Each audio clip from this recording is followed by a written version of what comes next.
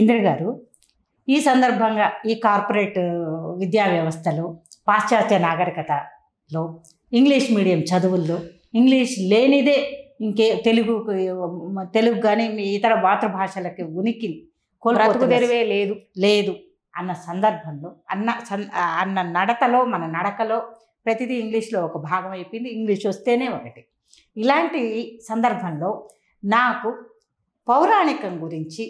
పౌరాణికము రంగస్థలం గురించి కొద్దిగా మీ నుంచి వినాలని ఉంది. మన మోనో యాక్షన్ ఏకపాత్ర అభినయం కొద్దిగా చెప్పండి. మీకు మొదట ఒక మాట చెప్పాక విషయానికి వస్తాను. చెప్పండి. మేధావి ఏ భాష మాట్లాడేవాడైనా మేధావి, ఓకే. మొద్దు ఏ భాష మాట్లాడేవాడైనా మొద్దే. అంటే ఇక్కడ భాష అనేది భావ ప్రసార సాధనం మాత్రమే.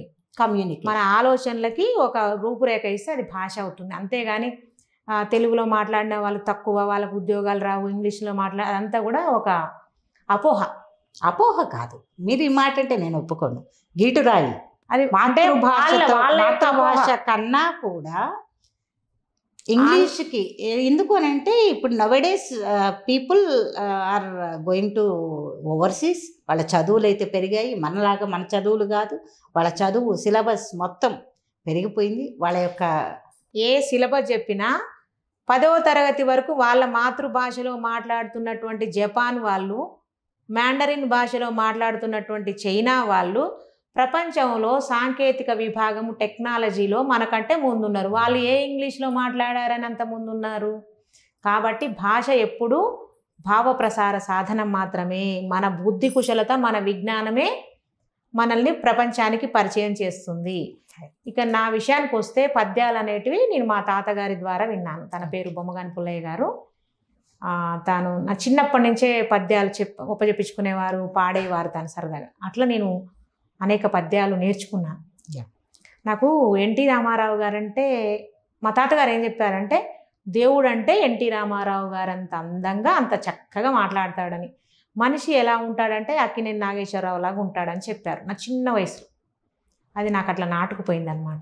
ఇంకా ఇప్పుడు దేవుడి గురించి మనం పద్యం చెప్పాలి కాబట్టి, మహాభారతంలో ఎన్టీ రామారావు గారు దానవీర సూరకర్ణలో ఉన్నటువంటి ఆ పద్యం అంటే నాకు చాలా ఇష్టం. సరే, నేను అంత గొప్పగా చెప్పలేకపోవచ్చు కానీ చెప్పడానికి ప్రయత్నం. ముందు ఏకపాత్ర అభినయంతో స్టార్ట్ చేద్దాం. ఏమంటివి ఆచార్యదేవ ఏమంటివి జాతి నెపమున సూతసుతునకు ఇందు నిల్వ అర్హత లేదందువా. ఎంత మాట ఇది ఛాత్ర పరీక్షయే గాని క్షత్రియ పరీక్ష కాకూడదు. ఇది కుల పరీక్షయే అందువా. నీ తండ్రి భరద్వాజుని జననమెట్టిది, అతి జుగుప్సాకరమైన నీ సంభవం ఎట్టిది. మట్టి కుండలో పుట్టితివి కదా, నీదే కులము.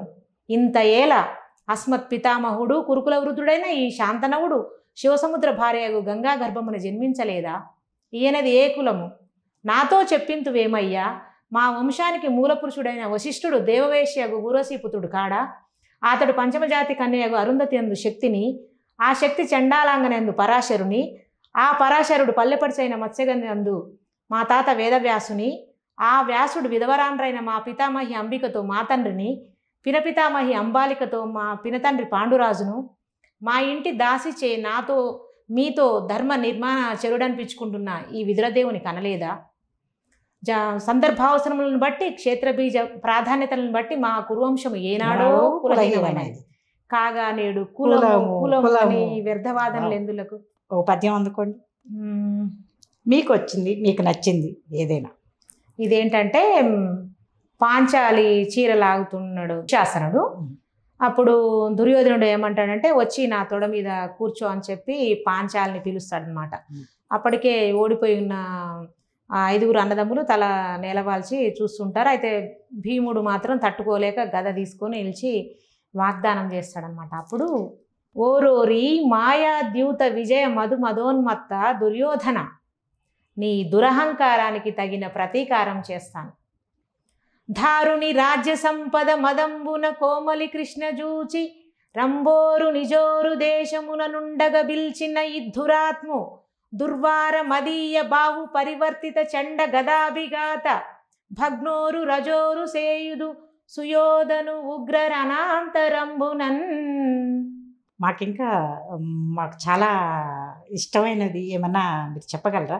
మామూలుగా శతక సాహిత్యంలో పద్యాలు ఒకటి బ్రెత్లెస్ పద్యం మంచి, అది అది మీరు మీకు వచ్చని విన్నాను.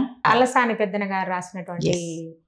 మను చరిత్రలో ఈ ప్రవరాక్యుడు ఇంటికి ఒక సిద్ధుడు వస్తాడు. వచ్చినప్పుడు ప్రవరాక్యుడు అంటాడు, మీరేమేమి వింతలు చూసి వచ్చారు, మీరు ఇట్లా తీర్థయాత్రలను పర్యటనలు చేసుకుంటూ వస్తున్నారు కదా అన్నప్పుడు సిద్ధుడు ఏం చేస్తాడంటే, నేను ప్రపంచంలో అన్ని వింతలు చూశానని చెప్తున్న సందర్భంలో ఈ ప్రవరాక్యుడు చెప్తాడనమాట, ఇట్లా నేను అన్ని రకాల చూసిన అన్నప్పుడు దాని వివరం ప్రవరాక్యుడు అడిగినప్పుడు ఇతను కొంత లేపనం కూడా ఇస్తాడు సిద్ధుడు ప్రవరాక్యునికి. ఇది కథ. అయితే ఇప్పుడు ఏమేమి చూసిన అన్నప్పుడు ఇప్పుడు చెప్తున్నాడు అనమాట సిద్ధుడు. అంటే ఓ గృహస్థ రత్నంబ, అంటే ఒక గృహానికి రత్నం లాంటి వాడా ఓ ప్రవరాక్యుడు అని చెప్తున్నాను అనమాట.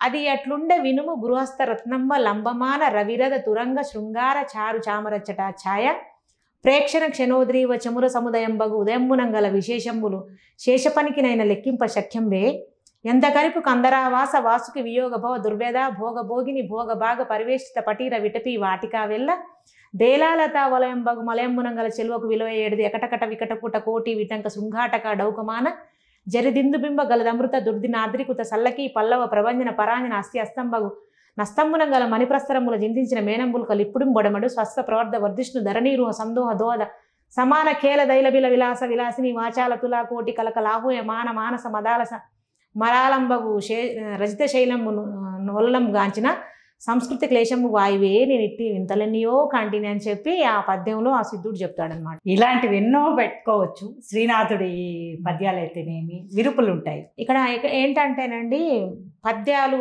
ఏ భాషలో లేనటువంటి ఇది ఒక గొప్ప కల్చర్ తెలుగు భాషలో ఉంది. తర్వాత సంస్కృతానికి సమానమైనటువంటి గ్రామర్ ఉన్న వ్యాకరణం ఉన్నటువంటి ఏకైక భాష తెలుగు. ఈ పద్యాలు చదవడం వల్ల ఏమవుతుందంటే ధారణ శక్తి పెరుగుతుంది, నాలుక పలచబడుతుంది, ఉచ్చారణ స్పష్టత వస్తుంది, మెమరీ పవర్ పెరుగుతుంది. ఇదన్నీ వదిలేసి ఏదో రైమ్స్ పాడిస్తున్నారు, మరి ప్రవాహంలో మనం కూడా కొట్టుకుపోతున్నాము.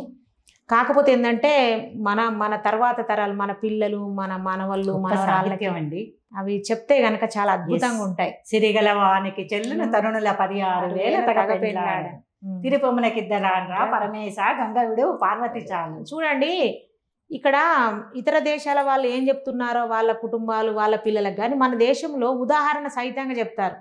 సిరిగల వానికి చెలును అంటే ఆ శ్రీకృష్ణ పరమాత్ముడు సంపాదన పరుడు, అష్టైశ్వర్యాలతో ఉన్నాడు కాబట్టి ఆయన 16,000 మందితోటి కలిసి ఉన్నా కూడున్నా చెల్లుతుంది. కానీ నువ్వు అసలే బూడిద పూసుకొని శ్మశానాల్లో కపాలాల్లో తింటూ శ్మశానాన్ని వండుకొని ఆ గజ చర్మాన్ని ధరించి ఉండవు, నీకు మళ్ళీ 2 పెండ్లాల, ఇక నీకెందుకు 2 పెండ్లాలు, అప్పుడు ఇక ఆ గంగను వదిలేసి. కాదు ఆయన శ్రీనాథుడు దారి వెంట వెళ్తూ ఉంటే ఆయనకి దాహం వేసింది. దాహం వేసిన సందర్భంలో ఇదే చెప్తున్నాడు, ఈ పద్యం చెప్పాడు. అదే మరి పరమేశ్వర నీకెందుకు నాయన గంగను మాకు వదిలిపెట్టు, ఆ పార్వతమ్మతో అడ్జస్ట్ అయిపో అని చెప్తున్నాడు అనమాట. ఎంత గొప్ప శ్రీకృష్ణ. మన ఈ శ్రీనాథుడి పద్యాల గొప్పతనం ఏంటంటే వక్రోక్తి ఉంటుంది, అంటే మాట విరుపుతో అంటే మళ్ళీ పైన ఒక అర్థం ఉంటుంది మనకి. పైన ఎట్లా ఉంటుందంటే మన కోపం తెప్పించి అట్లా అనిపిస్తుంది, కానీ దాని వెనకాల అంతరార్థం చాలా నిగూఢంగా గొప్పగా ఉంటుంది. చాలా చాలా చిన్న చిన్న రాళ్ళు, చిల్లర దేవులు, నాగులేటి నీళ్లు, నాపరాళ్ళు, పచ్చజొన్న సేళ్ళు అనే పద్యం కూడా అది చాలా బాగుంటుంది. మహానుభావులు వాళ్ళందరూ తమలపాకులు ఇవ్వమని చెప్పేసి సున్నం ఇవ్వమని చెప్పి దాని మీద కూడా పద్యాలు ఉన్నాయి. రమణి ప్రియ దూతిక ఇచ్చడి కప్పురవుడు అని చెప్పి అలసాని పెద్దన గారు తెనాలి రామలింగం. ఇంకా వాళ్ళని భువన విజయం గురించి మాట్లాడుకోవాలంటే ఇంకొక ఎపిసోడ్లో కలుసుకుందాం. థ్యాంక్ యూ మా, థ్యాంక్ యూ సో మచ్.